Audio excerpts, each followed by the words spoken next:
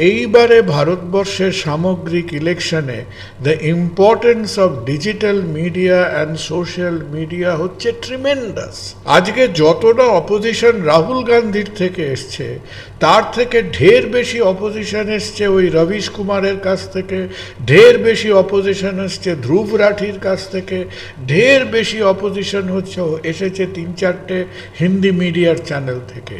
এবং বিজেপি এই যে একটা দাম্ভিকভাবে একটা দম্ভ ছিল, অহমিকা ছিল যে বিজেপির আইটি সেল সব কিছু ম্যানেজ করে নেবে। বিজেপির আইটি সেল এই 5-7টা ডিজিটাল মিডিয়া চ্যানেলের সঙ্গে এটে উঠতে পারেনি, একেবারে ডাহা ফেল করেছে। And the power of social media in opinion making আমাদের এই ভারতবর্ষে, যেখানে 100 কোটি মানুষের মধ্যে প্রায় 60% আজকে ইন্টারনেট হাতে পৌঁছে গেছে, এটা কিন্তু বর্তমান মিডিয়ার একটা শিক্ষা।